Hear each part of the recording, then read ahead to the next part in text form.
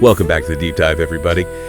You know, it's funny. We're all still kind of in that post-Christmas haze, right? Still enjoying the leftovers, maybe. But yeah. I bet some of you out there are already starting to think about, New Year's resolutions. Yeah, I mean, it is that time of year, isn't it? Kind of a natural point to sort of reflect and think about, well, what's next? Exactly. And, we all want that fresh start. That's the whole appeal, right? But what if I told you that those resolutions that you're starting to brainstorm might actually be doing more harm than good?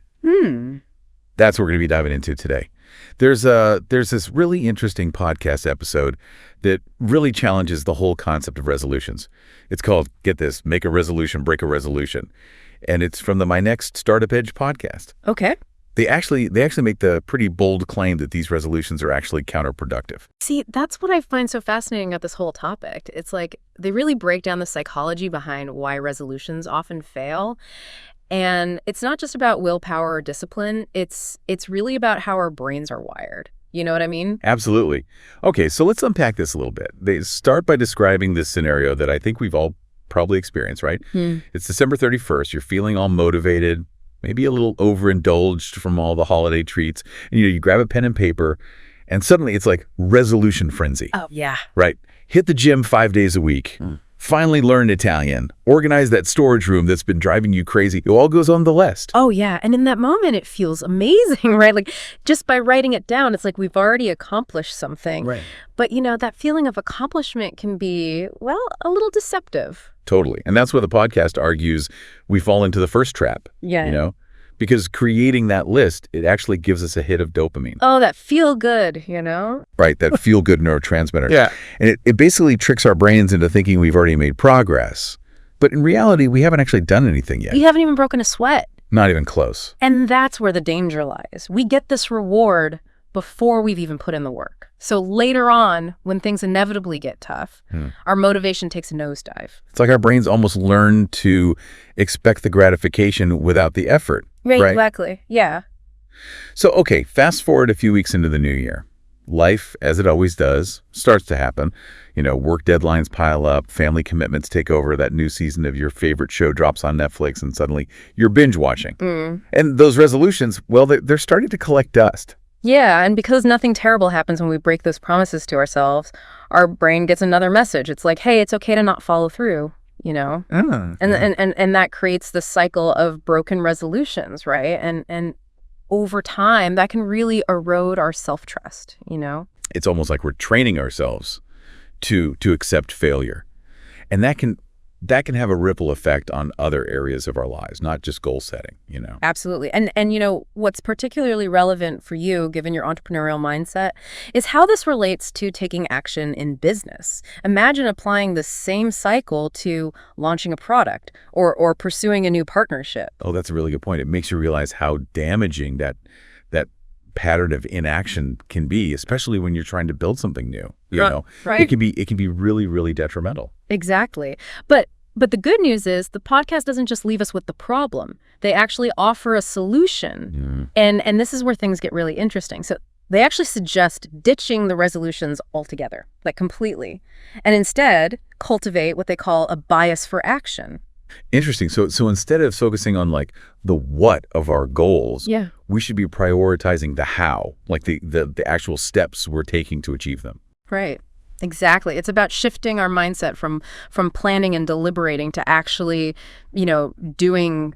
They argue that too often we get caught up in this like analysis paralysis, right? Waiting for the perfect moment or the perfect plan. Oh, I am so guilty of that. Oh, come on. No, seriously. How many times have I had like a great idea for the show or even just like a personal project, and then I just completely talk myself out of it because I convince myself that I'm not ready. Yeah. Or that things aren't, perfectly aligned. Well, we've all been there, but the podcast reminds us that action is often the best teacher.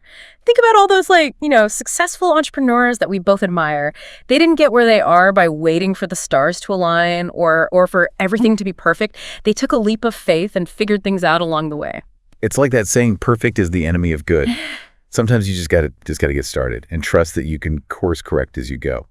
Yeah, absolutely. And the podcast emphasizes that timing is just as important as action. If you know you need to make a change, why wait for some arbitrary date like January 1st? It's so true.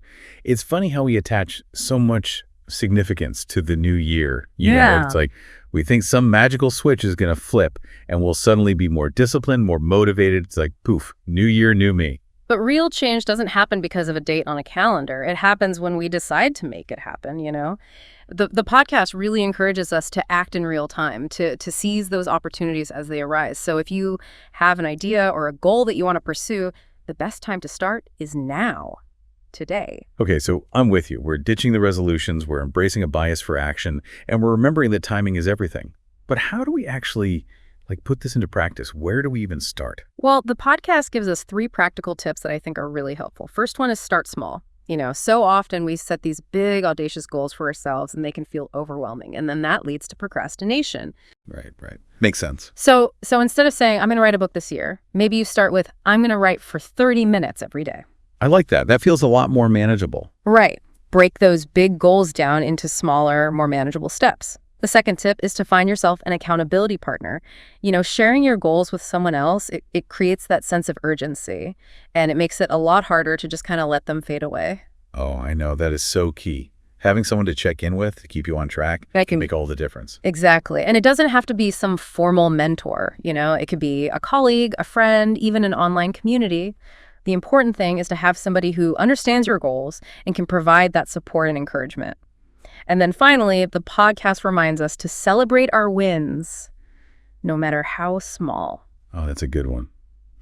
It is so easy to just get caught up in that, what's next mentality, and forget to acknowledge the progress that we've already made. It's true.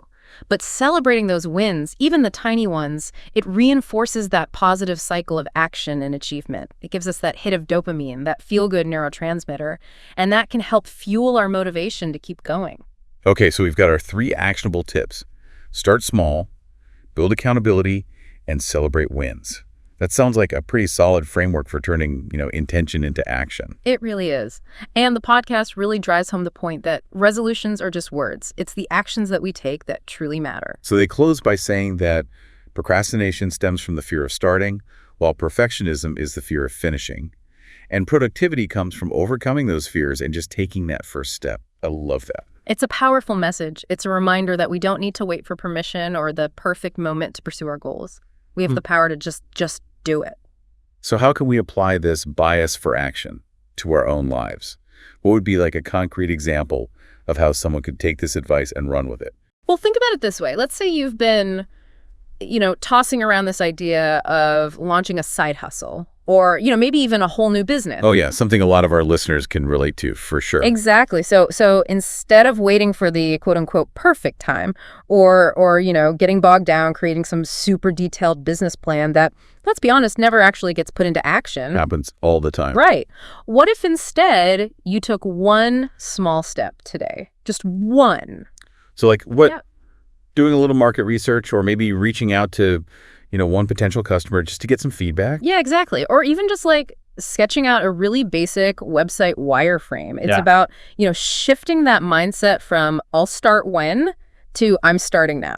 And I think that's really the essence of what this whole podcast episode is all about. It's not about just planning out the window completely. Right. It's more about recognizing that action often fuels clarity and momentum. Couldn't agree more. And I think that's such a powerful takeaway for anyone, really, whether you're, an entrepreneur, a student, just someone who's looking to make some kind of positive change in their life. For sure. So as we wrap up this deep dive, is there one key message that you really want our listeners to walk away with today? Just this. Don't let fear or the need for everything to be perfect hold you back. Embrace that power of action. Start small. And remember, progress, not perfection, is the goal. Love it. It's such a great reminder that we all have the power to create change in our lives. And it can start right now. Today. Well, hey, thanks for joining us on this deep dive into the world of resolutions and action. And until next time, keep learning, keep growing, and most importantly, keep taking action. In the shadows, ideas ignite. A spark of brilliance cuts through the night. Chasing dreams, the edge of the unknown. pictures foundations of stone. Start a page, the